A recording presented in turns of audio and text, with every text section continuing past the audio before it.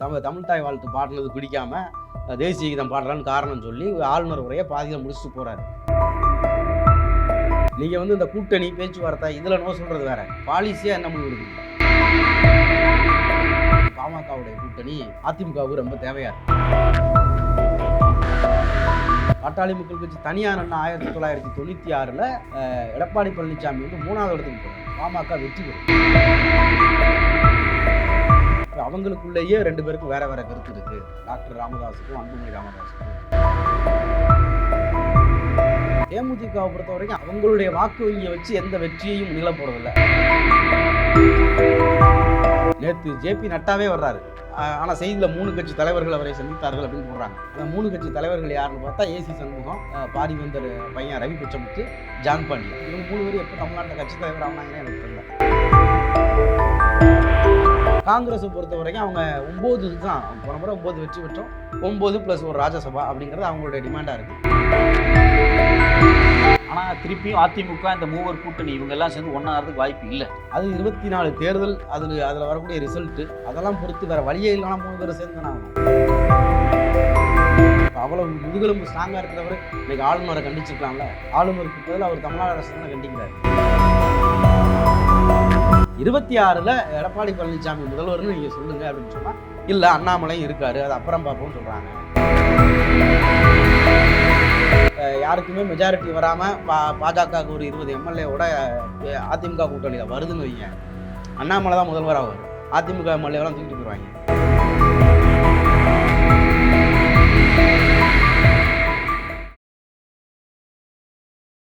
We Tamil நேயர்களுக்கு வணக்கம். பன்னீர் பெருமாள் நம்மளோட இணைஞ்சிருக்காங்க. வணக்கம் பன்னீர். வணக்கம். இப்போ வந்து 2024 இந்த தேர்தலுக்கு வந்து தமிழ்நாடு வந்து ஒரு தயாரான சூழலுக்கு வந்துகிட்டு இருக்கு. இப்போ திமுக கூட்டணி அப்படிங்கிறது வந்து ஆல்மோஸ்ட் வந்து ஒரு ஃபிக்ஸ்டான ஒரு ஃபார்மெட்டில் இருக்குது. இப்போ அதிமுக ஒரு தனியாக ஒரு கூட்டணி ஃப்ரேம் பண்ணுறாங்க, பாஜக ஒரு பக்கம் தனியாக ஒரு கூட்டணியை ஃப்ரேம் பண்ணுறாங்க, நாம் தமிழர் தனியாக நிற்கிறாங்க. இப்போ அதிமுக கூட்டணிக்குள்ளே யார் வருவாங்க? அதிமுக தனியாகவே நிற்க போதா? அதிமுக கூட்டணியாக தான் நிற்கிறதுக்கு முயற்சி பண்ணிக்கிட்டு இருக்காங்க. ஆனால் அந்த முயற்சி என்னவாகும் அப்படின்னு நமக்கு தெரியலை. அதிமுக கூட்டணிக்கு விரும்பக்கூடிய கட்சிகளாக இப்போ வரைக்கும் அவங்களுக்குள்ள ஓரளவு கன்ஃபார்ம் ஆகிருக்கிறது அப்படின்னு பார்த்தா புரட்சி பாரதமும் எஸ்டிபிஐ அவங்களுக்கு ஆதரவான நிலைப்பாடு எடுத்துக்கிட்டு இருக்காங்க. கூட்டணியாக நிற்கல போகிறாங்களா, சேர்றாங்களா இல்லையான்னு தெரியலை. அது தெரிஞ்சு எஸ்டிபிஐயும் புரட்சி பாரதமும் அதிமுக கூட்டணியில் சேர்ந்துட்டாங்க. தேமுதிக பாமக தான் என்ன பண்ண போகுது அப்படிங்கிறது தெரியலை. அவங்க வந்து 14+1ங்கிறாங்க. 14 நாடாளுமன்ற தொகுதியும் ஒரு ராஜ்யசபா தொகுதியும் தரணும்னு பிரேமலதா கேட்குறாங்க. அவ்வளோ எண்ணிக்கையை வந்து அதிமுக வந்து தேமுதிகவுக்கு கொடுக்குமா அப்படிங்கிறது தெரியலை. பாமகவை பொறுத்த வரைக்கும் ராமதாஸ் அவரை போய் வந்து சிவி சண்முகம் பார்த்துருக்காரு. அதிமுக கூட்டணிக்காக தான் அந்த பேச்சுவார்த்தை நடந்திருக்கு. அவங்களுடைய ஆசோலேஷன் என்னவா போயிட்டு இருக்கு அப்படின்னா, இப்போ அவங்களுக்குள்ளேயே 2 பேருக்கும் வேற வேற கருத்து இருக்குது. டாக்டர் ராமதாஸுக்கும் அன்புமணி ராமதாஸுக்கும். இவர் அதிமுக கூட்டணிக்கு போனால் எதிர்காலத்தில் வந்து இதை 26 வரைக்கும் தக்க வச்சா ஒரு வலுவான கட்சியாக மீண்டும் எழுந்துடலாம். அதிமுக தரப்புலேருந்து 26 தேர்தலில் கூட்டணி ஆட்சி வரைக்கும் நம்ம பண்ணலாம் அப்படிங்கிற வரைக்கும் அவங்கக்கிட்ட பேசுகிறதா செய்திகள்லாம் வெளியே வருது. ஆனால் 2-3 எம்பியும் ஜெயிச்சிடலாம் அப்படின்னு நினைக்கிறாங்க. இவர் அன்புமணி வந்து இதில் எம்பியாக ஜெயிச்சு என்ன நடக்க போகுது, பிஜேபி கூட்டணிக்கு போனால் திரும்ப ஆட்சி வந்துச்சுன்னா மந்திரி ஆகலாம், அதனால் அங்கே போவோம், அவருடைய எண்ணமாக அது இருக்குது அப்படிங்கிறதையும் சொல்கிறாங்க. ஆனால் அதிமுகவை பொறுத்த வரைக்கும் பாமகவுடைய கூட்டணி அதிமுகவுக்கு ரொம்ப தேவையாக இருக்குது. ஏன்னா போன முறை வந்து அவங்க அதிகமாக ஜெயிச்சதா, கொங்கு பகுதியே ஜெயிச்சதா சொல்லப்பட்டுச்சு. அப்படி தான் இருந்துச்சு. ஆனால் கொங்கு பகுதியிலையுமே கரூர் வந்து திமுக ஸ்வைப் பண்ணிருச்சு. திருப்பூரில் பார்த்தாலுமே 2 சீட்டை வந்து திமுக கூட்டணி ஜெயிச்சிருச்சு. ஈரோட்டில் 2 சீட்டு திமுக கூட்டணி ஜெயிக்குது. கோயம்புத்தூர் ஸ்வைப் பண்ணிட்டாங்க. சேலம், தருமபுரி, கிருஷ்ணகிரி இந்த 3 டிஸ்ட்ரிக்ட் தான் வந்து அவங்க அதிக அளவில் ஜெயிச்சது. கிருஷ்ணகிரியில் கூட திமுக ஜெயிச்சது. தருமபுரி, சேலத்தில் ஓரளவு ஸ்வைப் பண்ணாங்க. அவர் ராஜேந்திரனை தவிர திமுகவில் வேறு யாரும் ஜெயிக்கலை. இந்த 2 தொகுதியும் சேலம் வந்து எடப்பாடியோட சொந்த தொகுதியாக வேறு இருக்குது. அது ஜெயிக்கணும் அப்படின்னா அதுக்கு பாமக தேவை அப்படின்னு அவர் வந்து, ஏன்னா அவங்க தோற்றுறக்கூடாதுல்ல. பாட்டாளி மக்கள் கட்சி தனியாக 1996 எடப்பாடி பழனிசாமி வந்து 3வது இடத்துக்கு போகிறாரு. பாமக வெற்றி பெறுது. அவங்க பாமக தனியாக நின்ன போது கூட மேட்டூர், எடப்பாடி இந்த மாதிரி ஒரு 2-3 தொகுதிகளில் வந்து 2வது இடத்துக்கு அவங்க தனியாக நின்னப்பே வந்திருக்காங்க. இப்போவும் மேட்டூர் பாமக எம்எல்ஏ, இன்னும் அது இல்லாமல் அருள் ராமதாஸ் ஒருத்தர் எம்எல்ஏவாக இருக்கார். இந்த கால்குலேஷன் வந்து சேலம் வெற்றி பெறதுக்கு எடப்பாடிக்கு ரொம்ப ரொம்ப ரொம்ப அவசியமாக இருக்குது. அதனால தான் அவர் வந்து எப்படியாவது இவங்கள உள்ளே கொண்டு வந்துடணும் அப்படின்னு முயற்சி பண்ணுறாரு. இது வந்து நடக்குமா நடக்காதா அப்படிங்கிறது தெரியலை. இப்போ அதுக்கு அவங்க அவங்க என்ன டிமாண்ட் வைக்க போகிறாங்க? ஆனால் இப்போ 2026 வரைக்குமான கூட்டணியாக இதை கொண்டு போய் 2026 கூட்டணி ஆச்சு அப்படிங்கிற இடம் வரைக்கும் ராமதாஸுக்கு வந்து ஒரு இது இருக்கதா சொல்கிறாங்க. இதுக்கு பிறகு தான் போக போக தெரியும். தேமுதிகவை பொறுத்த வரைக்கும் அவங்களுடைய வாக்கு வங்கியை வச்சு எந்த வெற்றியையும் நிகழ போகிறதில்ல. அவங்களுக்கு 2% கீழே தான் வாக்கு வங்கி இருக்குது. இது எந்த ரியாக்ஷன் கொடுக்க போகிறதில்ல. சில எண்ணிக்கையில் கம்மியான இடங்களில் தோல்வி அடைஞ்சிருப்பாங்க பார்த்தீங்களா, அந்த இடத்துக்கு இது பயன்படும். ஒரு கூட்டணியாக காமிச்சிக்க பயன்படுங்கிறதுக்காக தான் இவங்க அவங்களோட பேசுகிறாங்க. ஆனால் அங்கே வைக்கிற டிமாண்டு ரொம்ப பெருசாக இருக்குது. 14 நாடாளுமன்ற தொகுதி அப்படிங்கிறது வந்து ரொம்ப பெரிய இதாக இருக்குது. அதனால் அது நடக்குமா நடக்காதான்னு தெரியாமல் அந்த கூட்டணி வந்து நிற்கிது. இப்போ வழக்கமாக பார்த்தீங்கன்னா திமுக கூட்டணி அப்படிங்கிறது ஒரு ஃப்ரேம் ஆயிடுச்சு அப்படின்னா, அதிமுக கூட்டணி ஆப்வியஸாக இதில் இல்லாதவங்கலாம் அதுதான் இருப்பாங்க அப்படிங்கிறது தான் எப்பவுமே காலங்காலமாக இருக்கிற மாதிரி ஒரு ஃபீச்சர். ஆனால் இந்த தடவை அதிமுக கூட போகலாமா வேண்டாங்கிற ஆசோலேஷனுக்கு அளவுக்கு பாமக நிற்கிது அப்படிங்கும்போது அது என்னன்னா, அது ஆசோலேஷன் கிடையாது. இவங்களுக்கு வந்து ஜெயலலிதாவுடைய மரணத்துக்கு பிறகு 2 கட்சியுமே வலுவாக இருக்கும்போது இங்கே 4 கட்சி அங்கே 4 கட்சி போகும். ஜெயலலிதாவுடைய மரணத்துக்கு பிறகு அந்த கட்சியே ஒன்றா இல்லை. அதில் 4 பிளவு இருக்குது. அதில் 2 பேர் தனியாக நிற்கிறாங்க. வாக்கு வங்கி தொடர்ச்சியாக வீழ்ச்சி அடைஞ்சிக்கிட்டே இருக்குது. கிட்டத்தட்ட ஜெயலலிதாவுடைய மரணத்துக்கு பிறகு நடந்த எல்லா தேர்தல்லையும் ஊரக உள்ளாட்சி, நகர்ப்புற உள்ளாட்சி, நாடாளுமன்ற தேர்தல், சட்டமன்ற தேர்தல், இப்படி எல்லா தேர்தல்லையுமே அந்த கட்சி தோல்வி அடைஞ்சிக்கிட்டே இருக்குது. கூட்டணி வச்சுமே தோல்வி அடைஞ்சிக்கிட்டே இருக்குது. அப்படி இருக்கக்கூடிய ஒரு கட்சிக்கிட்ட வந்து போய் சேரதா இருந்தால் இவங்களுக்கு ஏதோ ஒரு வகையில் அது ஒரு ஒரு பெனிஃபிட்டை கொடுக்கணும்ல. அப்படி இல்லை அப்படின்னா அவங்க எப்படி போய் அங்கே சேருவாங்க? அதுதாங்க இப்போ இங்கே கூட வந்து டிபேட் இருக்குது. ஆனால் நேற்று ஜேபி நட்டாவே வர்றாரு. ஆனால் செய்தியில் 3 கட்சி தலைவர்கள் அவரை சந்தித்தார்கள் அப்படின்னு போடுறாங்க. அந்த 3 கட்சி தலைவர்கள் யாருன்னு பார்த்தா ஏசி சண்முகம், பாரிவேந்தர் பையன் ரவி பச்சமுத்து, ஜான் பாண்டியன். இவங்க 3 பேரும் எப்போ தமிழ்நாட்டில் கட்சி தலைவர் ஆனாங்கன்னே எனக்கு தெரில. இவங்க இதை தனி செய்தியாக கேம்பெயின் பண்ணுறாங்க. ஏன்னா அங்கே யாருமே இல்லை. ஜிகே வாசனே போல. இப்போ ஜிகே வாசன் அதிமுக கூட்டணிக்கு வந்து தஞ்சாவூர் கேட்கறதுக்கு வாய்ப்பு இருக்குது.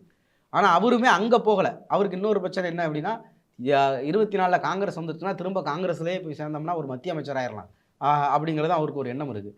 அதனால் அவர் அந்த பக்கமும் தூது கூட முயற்சி பண்ணுறாரு. ஆனால் இந்த 2016 இப்போ வரைக்கும் அவருடைய கட்சி சோபிக்கலை. மூப்பனார் மாதிரி அவர் சோபிச்சிருந்தார், ஏதோ ஒரு ரியாக்ஷனை காமிச்சிருந்தார் அப்படின்னா இன்றைக்கி காங்கிரஸும் அவரை சேர்த்துக்கும். கட்சியில் பதவியெல்லாம் வாங்கிட்டு அனுபவிச்சுட்டு ராஜ்யசபா உறுப்பினராக போய் கேபினட் மினிஸ்டரெல்லாம் இருந்துட்டு கட்சி தோல்வி அடையக்கூடிய காலகட்டத்தில் விட்டுட்டு வந்துட்டார். இன்றைக்கி அவரும் ஒன்றுமில்லா ஒரு வாக்கு வங்கிகள் எதுவும் இல்லாத ஒரு ஆளாக இருக்கார். அவருக்கு கூட வந்தவங்க பாதி பேர் பிஜேபியில், அதிமுகவில், திமுகவில் போய் சேர்ந்துட்டாங்க. திரும்ப காங்கிரஸுக்கே பீட்டர் அல்ஃபோன்ஸ் மாதிரி சிலர் காங்கிரஸுக்கே போயிட்டாங்க. இப்படியெல்லாம் நிகழ்ந்த பிறகு அவரை சேர்த்துக்கிறதுக்கு அவங்களும் தயாராக இல்லை.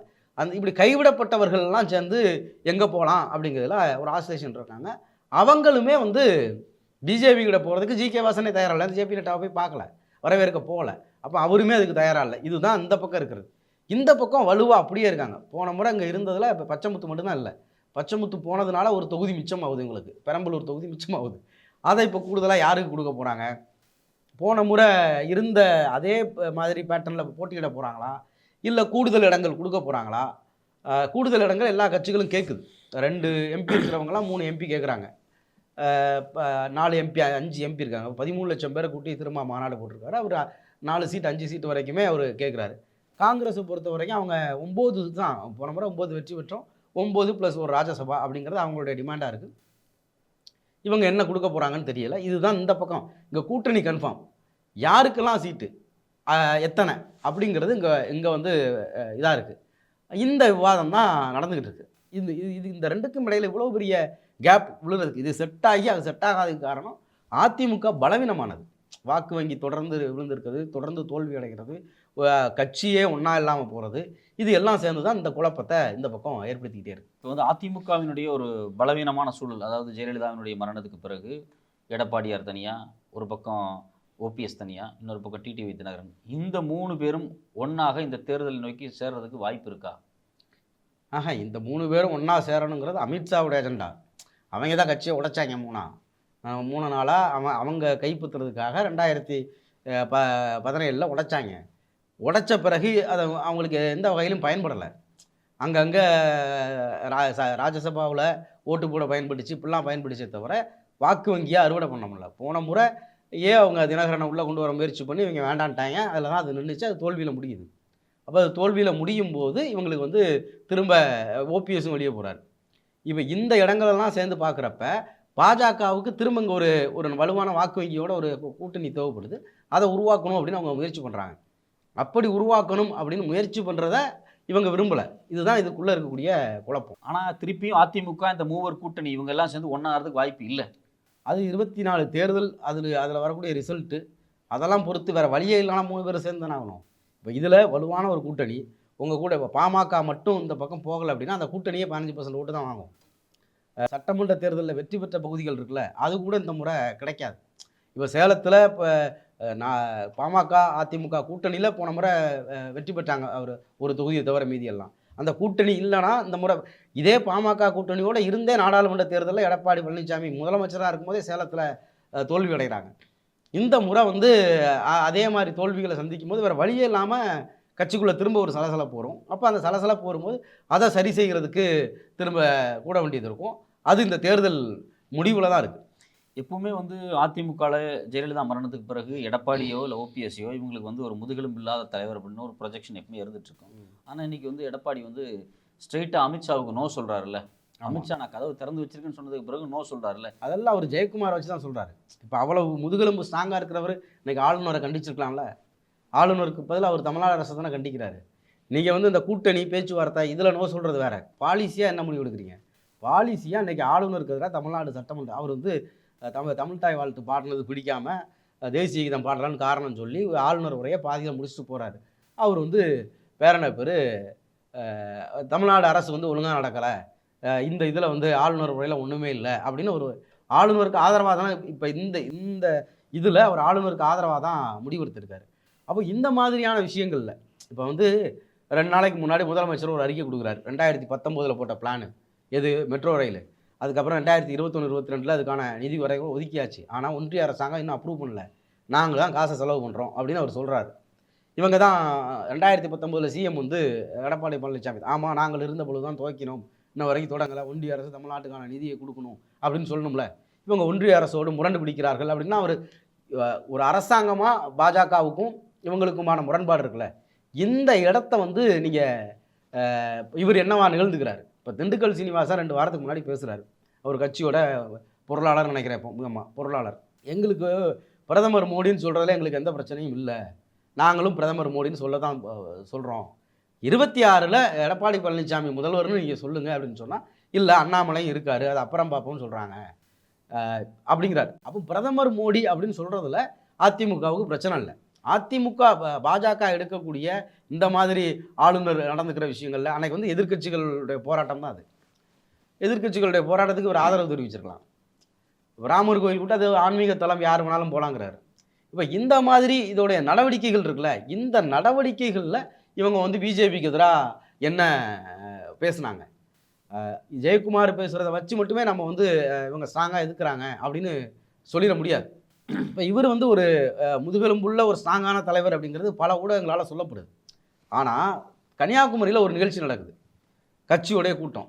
அங்கே வந்து தளவாய் சுந்தரம் பேசும்போதே இன்னும் இவங்களுக்கு கூட்டணியே முடிவு பண்ணல, கன்னியாகுமரி தொகுதி யாருக்குன்னே சொல்லலை, ஆனால் அதிமுகவோட வேட்பாளர் பசலியான் தான் அப்படின்னு தளவாய் சுந்தரம் அறிவிக்கிறார். இன்ன வரைக்கும் கட்சி அவர்கிட்ட நீங்கள் எப்படி வந்து கட்சி முடிவெடுக்கிறதுக்கு முன்னாடி தொகுதி கூட்டணி பேச்சுவார்த்தை முடிவதற்கு முன்னாடி வேட்பாளர் அறிவிக்கலாம் அப்படின்னு இன்ன வரைக்கும் கேட்கல. அப்போ ஒரு மாவட்டத்தில் செல்வாக்கு பெற்ற ஒரு தலைவர் என் தொகுதியில் நான் தான் வேட்பாளர் அறிவிப்பேன் அப்படிங்கிறது தான் அது. அப்போ இது வந்து இப்படித்தான் ஒவ்வொரு மாவட்டத்தை சேர்ந்த ஆட்களும் அவங்கவுங்க இடத்த பிடிச்சு வச்சுருக்காங்க. அப்படி பிடிச்சு வச்சுருக்கவங்க எல்லாம் சேர்ந்து ஒரு கட்சியாக இருக்கிறாங்க. இது வந்து ஒரு தலைமையின் கீழே அந்த தலைமை எடுக்கக்கூடிய முடிவுகளுக்கு வந்து கட்டுப்பட்டு செயல்படக்கூடிய கட்சியாக இன்னும் வரலை. இப்போவும் மாவட்ட செயலாளர்கள், மாவட்டத்தில் செல்வாக்கு பெற்ற தலைவர்கள் தான் இந்த இதுக்கு பின்னாடி இருக்காங்க. அதனால தான் இதுக்குள்ளே இவ்வளவு குழப்பங்கள் நிகழ்ந்துக்கிட்டே இருக்குது. இதுதான் இதில் உள்ள மொத்த பிரச்சனை. பாஜக கூட்டணிக்கு எடப்பாடி ஒத்துழைக்கல அப்படின்னா ரெட்டலை முடக்கப்படும் அப்படின்னு சொல்கிறாங்க. அது சாத்தியமா? அது வாய்ப்பு இருக்குது. ஏன்னா இப்போ இதே அதிமுகவில் வந்து இப்போ 2 பேர் கிளம்பி நாங்கள் தான் ஒரிஜினல் அதிமுக, எங்களுக்கு ரெட்டலை கொடுங்க அப்படின்னு கேட்டாங்கன்னு வைங்க, கோர்ட்டுக்கு கேஸ் போகும். 2 மாதம் கேஸ் இழுத்து அடித்தா கேஸ் இருக்குது அப்படின்னு சொல்லிட்டு இப்போ ஓபிஎஸ் இவங்கெல்லாம் விட்டுருங்க, இன்னும் 2 பேரை அவங்க அவங்க நினச்சா 2 பேரை பேச வைக்க முடியும். 2 பேர் பேசுனாங்கன்னா அதை காரணமாக வச்சு கேஸை போட்டால் ரெட்டலையை முடக்க போகிறாங்க. அவ்வளோதான் இதில் நடக்க போகுது. ரெட்டலை முடக்குங்கிறது வாய்ப்பு இருக்குது. பண்ணணும்னா பண்ண முடியும். பிஜேபி நினச்சா பண்ண முடியும். சரி, இப்போ ஏன் வந்து பாஜகவும் அண்ணாமலையும், அதாவது இப்போ ஏன் வந்து பாஜகவும் அதிமுகவும் ஏன் ஒன்றும் சேரலை? இந்த கூட்டணி ஏன் ஒன்றும் சேர மாட்டேங்குது? இல்லை இது வந்து ஒரு சிஎம் கேண்டிடேட் இஷ்யூ தானே அவங்களுக்குள்ள நடக்கிறது? ஆமாம், அது திண்டுக்கல் சீனிவாசன் சொல்லிட்டார்ல. ஆக்சுவலாக அவங்க என்ன நினைக்கிறாங்க, 24 ஆட்சிக்கு வந்து அந்த கட்சி இதுக்கப்புறம் காலி பண்ணி இன்னும் 2ஆ உடைச்சி பாஜகவை ஒரு எதிர்க்கட்சியாக மாற்றிடலாம். எப்படி வந்து நிதிஷ் கட்சியை கூடவே வச்சு கழுத்தறுத்து அந்த கட்சியை உடைச்சி அந்த கட்சியில் உள்ளவங்க எல்லாம் இவங்க கட்சிக்கு எடுத்து ஒரு நிதிஷ் கட்சியை விட முதலமைச்சராக இருந்தவரை விட 3வது இடத்துல இருந்த இவங்க வந்து இன்னைக்கு அங்கே ஒரு முக்கியமான 2வது பெரிய பார்ட்டியாக பீகாரில் வளர்ந்துருக்க மாதிரி, மகாராஷ்டிராவில் சிவசேனாவை உடைச்சி அஜித் பவாரை உடைச்ச மாதிரி எதையாவது வந்து அவங்க பண்ணுறது தான் அவங்க பிளான். அப்படிங்க ஏதாவது ஒன்று பண்ணி இப்போ 26ல் யாருக்குமே மெஜாரிட்டி வராமல் பாஜகவுக்கு ஒரு 20 எம்எல்ஏவோட அதிமுக கூட்டணியில் வருதுன்னு வைங்க, அண்ணாமலை தான் முதல்வர் ஆவார். அதிமுக எம்எல்ஏவெல்லாம் தூக்கிட்டு போயிடுவாங்க.